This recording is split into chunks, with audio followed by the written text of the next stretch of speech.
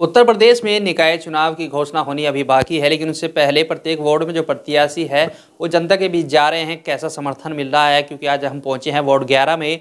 ये सीट महिला में गई है और महिला में जाने से क्योंकि समीकरण भी बदलते नजर आ रहे हैं। आज हम पहुंचे वार्ड 11 में, तो यहाँ की जो इस बार चुनावी मैदान में, क्योंकि पहले भी चुनाव लड़ चुके हैं हितेश जी, और इस बार इनकी माता जी चुनावी मैदान में ही इनके प्रतिनिधि है। इनसे बात करते हैं। हितेश जी बताएंगे कि इस बार क्या समीकरण देखने को मिल रहा है, जैसे कि महिला में सीट चली गई है, तो आप जनता के बीच जा रहे हैं, समस्याएं क्या क्या निकल कर आ रही है? नमस्कार भाई साहब। समस्याएं देखो ज्यों की त्यों हैं। पिछला जो चुनाव हुआ था वो एक पिछड़ी सीट थी जिसमें एक महिला को टिकट हुआ था। सभी लोगों ने अपना भावनाओं में बहकर पिछली बार वोट किया। हमने पहले भी समझाने का काम किया कि ये जो चुनाव है, अगर विकास कार्य कराना है तो किसी पढ़े लिखे शिक्षित व्यक्ति को ही मैदान में उतारा जाए, या फिर कोई इस फील्ड का व्यक्ति हो जो कि आपके काम या समस्याओं का समाधान करा सके।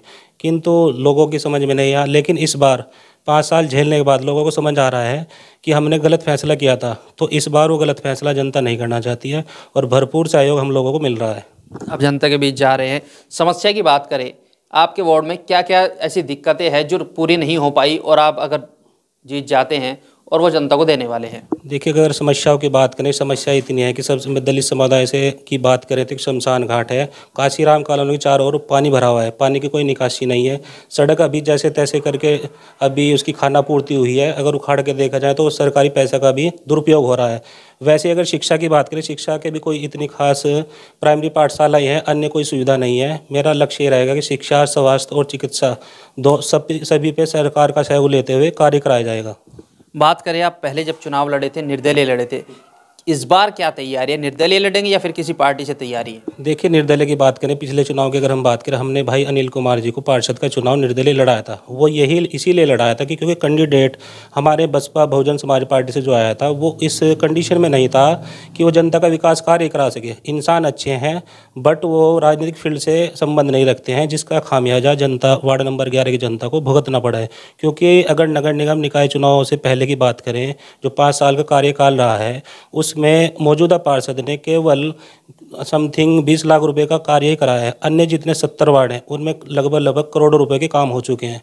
तो जनता को कहीं ना कहीं ये मार झेलनी पड़ रही है और आपने जो पहले मत किया है उस पर पछतावा हो रहा है। तो हम पिछले 5 सालों की जो कमियां रही हैं मौजूदा पार्षद की, वो जनता के बीच में लेके जाएंगे। बात करें समर्थन की, तो किस किस समाज का आपको समर्थन मिला? देखिए, सर्व समाज का समर्थन मिल रहा है क्योंकि हमने 5 साल फील्ड में रहकर सबकी समस्याओं का जितना हो सके उसका समाधान कराने का काम किया है। राशन कार्ड की बात रही हो, अपने शमशान घाट की बात रही हो, उस पर आज विकास का काम चल चुका है क्योंकि हमने प्रार्थना पत्र लोगों को साथ ले जाकर दिए हैं, जिसके बदौलत आज वहाँ पर काम चल चुका है। और लाइट की बात करें, कोई समस्या तो एक फ़ोन पर नगर निगम की सहायता से उनका निराकरण कराने का भी काम किया है। बात करें, अब जो भी कोई प्रत्याशी चुनावी मैदान में उतरता है तो वादे कुछ ना कुछ लेके उतरता है कि जब मैं जीतूंगा तो ये कराऊंगा। तो इस बार आपके क्या मुद्दे हैं जो जनता को बता रहे हैं और जनता आपको समर्थन दे रही है? देखिए, मुद्दे जनता के जो जनहित के मुद्दे हैं लोकल हैं। किसी का राशन कार्ड है, किसी की पेंशन है, कोई लाइट का मामला है, सड़कों का मामला है। कोई इतनी बड़ी बात नहीं है, लेकिन क्या है कि उनके मुद्दों को कोई रखने वाला हो, सही तरीके से रखा जाए शासन प्रशासन के सामने, तो काम तो हो ही जाता है। पिछले जो पार्षद है उनके साथ समस्या यही रही है कि वो जनता की समस्याओं को मौजूदा शासन प्रशासन के बीच लेकर नहीं गई हैं, जिससे कि वो विकास कार्य नहीं हो पाए हैं। तो अगर मैं अपनी बात करूं तो मैं तो पूरे 5 साल से जनता के बीच में हूं और कोई समस्या अगर सामने आई है उसको शासन प्रशासन के माध्यम से निराकरण कराने का काम किया गया है।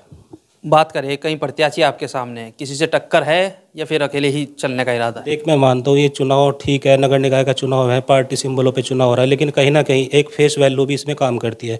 अगर फेस वैल्यू की बात करें कि पूरे वार्ड के अंदर कहीं जाके पता करें कि भैया वोट किस नाम पे होगा, तो विकास के नाम पे होगा। हम जहाँ भी जा रहे हैं वो रिस्पॉन्स पूरा मिल रहा है, जिसकी बदौलत हम आगे बढ़ रहे हैं। बात करें आपके वार्ड की, 11 वार्ड क्या स्मार्ट सिटी में है? स्मार्ट सिटी में कहने को है, लेकिन अगर धरातल पर देखोगे स्मार्ट वर्किंग कुछ नहीं है क्योंकि सड़कें जस की तस हैं।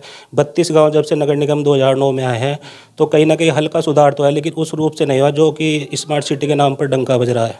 बात करें स्मार्ट सिटी का, जैसा आपकी वार्ड है, अगर आप जीत जाते हैं तो किस रूप में इस वार्ड को देखा जाएगा और जो आप वादे कर रहे हैं वो कितने सच होंगे? क्योंकि चुनाव से पहले किए गए वादे अक्सर प्रत्याशी जीतने के बाद बदल जाते हैं। देखिए, जो विकास कार्य की बात करें, अगर स्मार्ट सिटी की बात आ रही है, 70 वार्डों में से अगर मवी कला में मुझे जनता समर्थन देती है, अपना आशीर्वाद देती है, तो वार्ड नंबर 11 नगर निगम का सबसे स्मार्ट वार्ड बन के रहेगा, क्योंकि जितनी समस्या है उनका निराकरण डे बाय डे कराया जाएगा और जनता के सहयोग से वो कार्य संपन्न भी होगा। अगर बात करें, जब आप पार्षद अगर बन जाते हैं तो एक काम का एक टाइम होता है, तो कितना टाइम आप जनता को देंगे? कुछ लोग कहते हैं 12 घंटे, कुछ कहते हैं 24 घंटे, तो वर्क भी बढ़ जाता है।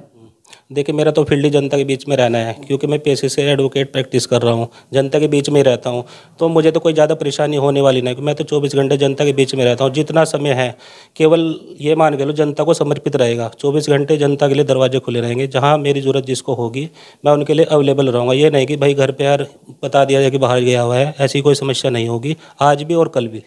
जीत को लेकर कितना आश्वस्त? देखिए, जनता के सहयोग के ऊपर ही सब कुछ चलता है। जनता का आशीर्वाद प्राप्त हो रहा है, सहयोग मिल रहा है और रुझान 100% बन रहा है। केवल जनता चुनाव की डेट की इंतज़ार कर रही है, समर्थन भरपूर है। जीत उम्मीद बरकरार है। देखिए, जब 2 मैदान में होंगे तो एक को जीतना, एक को हार होगी। अपील की बात करें तो जनता से क्या अपील करना? देखिए, जनता से मैं यही अपील करूंगा कि इस चुनाव के अंदर अपना जो पिछला फैसला था उसके आधार पर बिल्कुल भी अपना मूड मत बनाए। ये देखें कि आपका विकास कार्य कौन करा रहे हैं। जातिगत राजनीति से ऊपर उठकर बात करें, क्योंकि सामाजिक मुद्दे हैं वो कोई जातिवादी को देख कर नहीं होते। अगर विकास कराना है तो एक अच्छे पढ़े लिखे और फील्ड में रहने वाले व्यक्ति को अपना सहयोग दें। मैं जनता से ये अपील करूँगा। देखिए, वार्ड 11 से हितेश जी थे। इन्होंने बताया कि पढ़े लिखे इंसान को वोट दे और जो आपका विकास कार्य कराए। हम भी यही कहते हैं कि जो आपका विकास कार्य कराए आप उसी को वोट दे। एक अच्छा प्रत्याशी चुने, क्योंकि 5 साल वो जनता के बीच रहता है और विकास कार्य कराएगा, तभी आप उसको आगे भी वोट दे पाएंगे। ऐसा ना हो कि आपके भी 5 साल खराब हो। वक्त बताएगा वार्ड 11 से कौन इस बार यहाँ की गद्दी पर बैठेगा। कैमरामैन सुईक के साथ अंकुर सैनी, न्यूज़ 7 सहारनपुर। इस वीडियो को लाइक करें, हमारे चैनल को सब्सक्राइब कर बेल आइकन जरूर प्रेस करें हमारी न्यू वीडियो सबसे पहले देखने के लिए।